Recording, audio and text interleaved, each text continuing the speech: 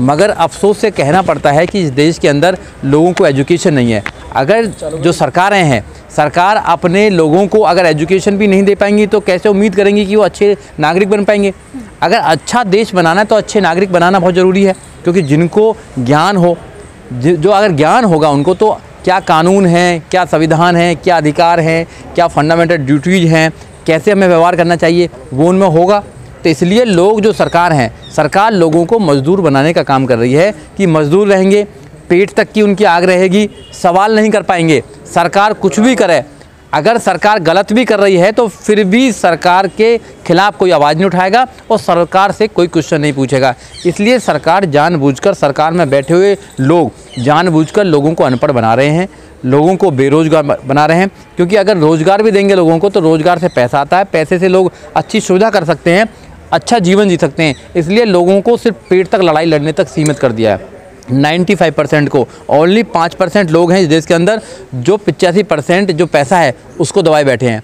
अगर एक व्यक्ति के पास पैसा ही नहीं रहेगा, आपने ग्लोबल हंगर इंडेक्स की रिपोर्ट देखी होगी, 20 करोड़ लोग रात को इंडिया में भूखे सोते हैं। 20 करोड़ लोग, किसी तो देश, जो छोटे छोटे देश हैं उनकी जनसंख्या भी नहीं है 20 करोड़, और यहाँ 20 करोड़ लोग रात को भूखे सोते हैं। कौन लोग हैं वो सारे लोग जितने भी हैं गरीब और बहुजन लोग हैं। उनकी तरफ देश में नहीं देखा जा रहा है। यहाँ पर अनपढ़ लोग रह रहे हैं, उनकी तरफ नहीं देखा जाता है। अब प्रधानमंत्री तो कहते हैं कि जब हम सरकार में आएंगे तो 2 करोड़ रोजगार देंगे हर साल। 2 करोड़ रोजगार तो दिया नहीं, रोजगार छीन लिया। प्रधानमंत्री तो कहते हैं कि 15-15 लाख रुपए देंगे, किसी को दिया 15 लाख रुपया। प्रधानमंत्री तो कहते हैं कि 100 स्मार्ट सिटी बनाएंगे, एक भी स्मार्ट सिटी का नाम बता सकता है कोई? प्रधानमंत्री ने कहा कि बुलेट ट्रेन लेके आएंगे, क्या एक भी बुलेट ट्रेन का नाम बताएंगे कहाँ से कहाँ तक चल रही है? इतने झूठ बोलने वाले प्रधानमंत्री देश में कभी पहले नहीं आए और मुझे लगता है कि आगे भी नहीं आएंगे। सबसे झूठ बोलने वाले प्रधानमंत्री हैं। ये मैसेज क्या देना चाहते हैं? हिंदू मुसलमान की कितनी बात करा लो, गाय की बात करा लो इनसे, इनको पाकिस्तान हिंदुस्तान की बात करा लीजिए, कब्रिस्तान की और शमशान की बात करा लीजिए। जिस देश का प्रधानमंत्री हिंदू मुसलमान की बात करता हो, जाति की बात करता हो, ये धर्म की बात करता हो, उस प्रधानमंत्री से क्या उम्मीद करेंगे कि संविधान की बात करेंगे? संविधान ने तो लिखा हुआ है कि be the people of India, हम भारत के लोग।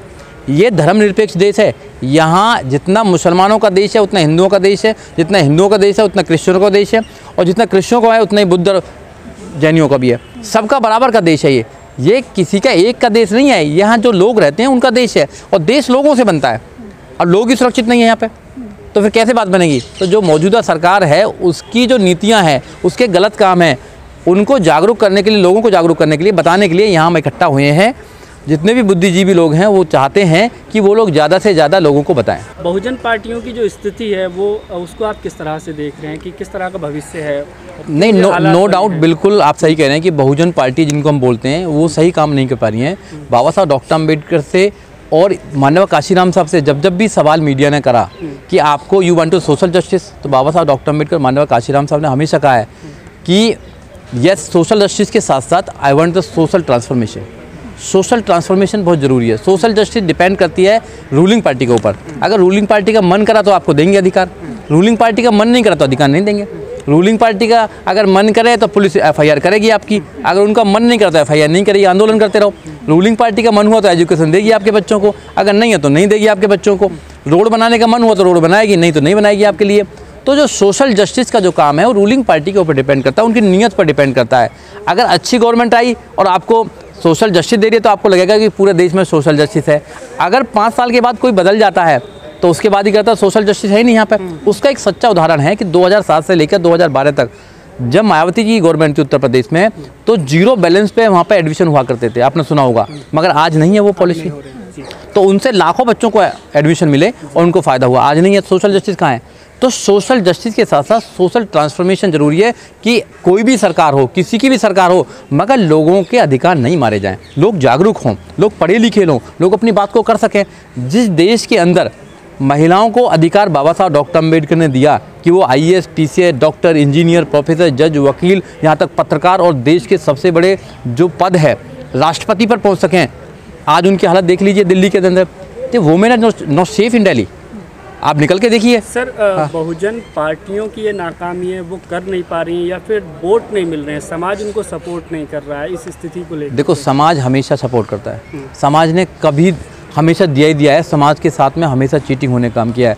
जो बहुजन लीडर जिनको हम बोलते हैं वो कहीं ना कहीं किसी न किसी वजह से डरे हुए हैं, या तो उन्होंने माल बहुत कमा लिया है, या सीबीआई का डर दिखाया जा रहा है, या ईडी का डर दिखाया जा रहा है, या जेल में भेजने का डर दिखाया जा रहा है। जब इंसान को डर हो जाता है तो अपने लोगों की बात नहीं करता है, वो मौजूदा सरकार के साथ में मिल जाता है। तो वो मिल चुके हैं सरकार के साथ में। लोग तो डायरेक्ट मिल जाते हैं, कुछ इंडायरेक्ट मिलते हैं। तो इंडायरेक्ट लोग मिले हुए लोगों को पता नहीं लगता। बिल्कुल हो रहा है, बिल्कुल हो रहा है। समाज के साथ साथ छोड़ो, एक मानवता का नुकसान हो रहा है और संविधान पर लोगों का विश्वास कम हो रहा है।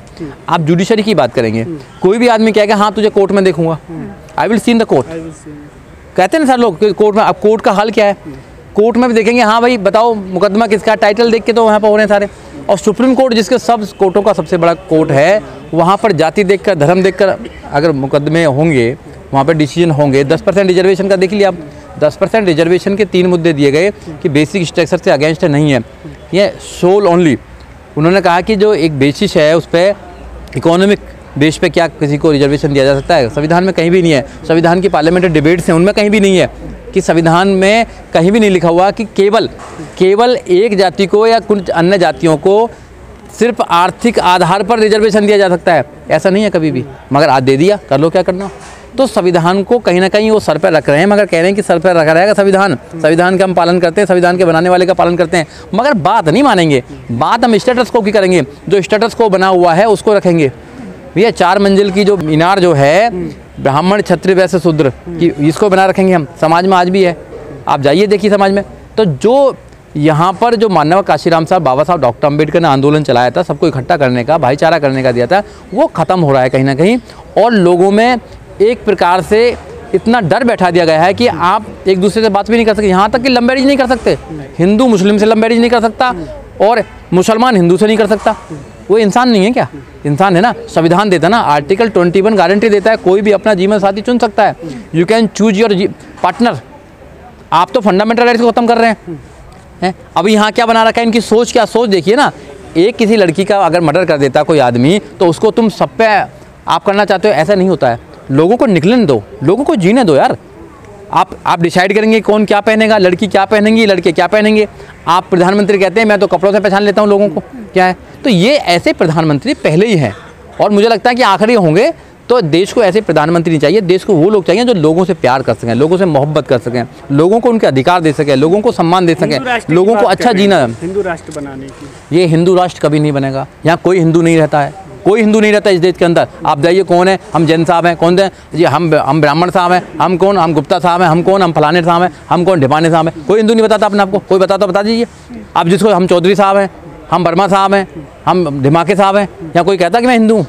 हिंदू कोई धर्म नहीं है, हिंदू कोई भी धर्म नहीं है। सुप्रीम कोर्ट ने बोल दिया है।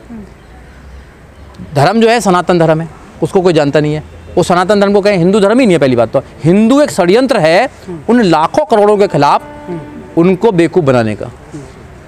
कोई धर्म नहीं है हिंदू, और ये हिंदुस्तान नहीं बन सकता। बाबा साहब डॉक्टर अम्बेडकर ने इनका इलाज पहले ही कर दिया था संविधान के अंदर। उनको पता था कि ये चालाक लोग हैं। अगर मैं डेफिनेशन नहीं दूंगा इसकी, आर्टिकल नंबर 1 कहता है India that is Bharat. India Bharat है, ये इंग्लिश में इंडिया और वैसे भारत।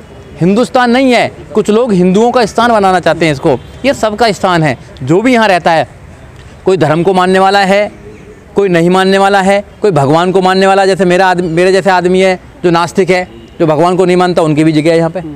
बताइए ना भाई, जो 33 करोड़ देवी देवताओं को नहीं मानता, जो अल्लाह को नहीं मानता, जो वाहिगुरु को नहीं मानता, जो किसी ऐसी शक्ति को नहीं मानता, जो इंसानियत को मानता है, वैसे लोग भी तो रहेंगे ना यहाँ पे। तो मेरे जैसे लोगों की जगह ही नहीं फिर तो यहाँ पे, आप बताइए। तो इसलिए इंसान जो है, धर्म इंसानों के लिए बना है, ये ना, क्योंकि इंसान ने बनाया धर्म को, धर्म ने इंसान को नहीं बनाया। तो इसलिए धर्म की कोई आवश्यकता नहीं है। अकेले आदमी के लिए धर्म की कोई आवश्यकता नहीं है। अगर आप ग्रुप में रहना चाहते हैं तो धर्म की आवश्यकता है। सर एक सवाल ये होता है कि जिस तरह की बात रखे जा रहे हैं संविधान को लेकर के, EWS को लेकर के, बहुजनों के प्रति, लेकिन बहुत सारे OBC वर्ग भी बीजेपी को सपोर्ट करता है, और तमाम जिस तरह से आपने बताया SC ST के तमाम सांसद जो हैं पार्टी में है, लेकिन तो उन लोगों को नहीं लगता है कि किस तरह की जो स्थिति हो रही है इस पर कुछ किया जाए। देखो हमारा जो देश है वो जातियों में बटा हुआ था। बाबा साहब डॉक्टर अम्बेडकर ने बड़ी मुश्किल से इन्होंने वर्गों में बांटा इनको। कहा कि भी SC ST है, OBC है, माइनॉरिटीज है, अदर बैकवर्ड है। OBC जो समाज है अपने महापुरुषों को नहीं जान रहा, क्योंकि वो उनको नहीं पढ़ता है। अगर OBC समाज अपने महापुरुषों को पढ़े, उनकी लड़ाई को पढ़े, उनके आंदोलन को पढ़े, तो सबसे ज़्यादा आंदोलन यही कर सकते हैं और ये इन्होंने करा है। अब जो हिंदू बनने का जो रूप है, इनके जो लोग हैं, आरएसएस के जो लोग हैं, जो हिंदू सभाओं के लोग हैं, वो लोग गांव-गांव में जाके बताते हैं कि हिंदू खतरे में है, हिंदू खतरे में है, हिंदू खतरे में है। मैं आपके माध्यम से लोगों को बताना चाहता हूँ, हिंदू ना खतरे में, ना मुसलमान खतरे में। इस देश में इंसानियत खतरे में है और आपके अधिकार खतरे में है। आपके बच्चों की एजुकेशन खतरे में है और आपका रोजगार खतरे में है। आपकी बहन बेटी खतरे में है और आपका सम्मान खतरे में है। तो हिंदू मुसलमान खतरे में नहीं है। ये एक झूठा प्रोपेगेंडा है जो मीडिया है, मीडिया के माध्यम से लोगों को बताया जा रहा है। मीडिया इस देश में एक प्रोपेगेंडा चलाती है, ऊपर से एक एजेंडा आता है, मीडिया उसको चलाती है। धन्य है सोशल मीडिया का, आप जैसे लोगों का, जो आप रियल बात को दिखाने का काम करते हैं। अगर इस देश में सोशल मीडिया नहीं होता तो अब तक तो क्या बना देते इसको।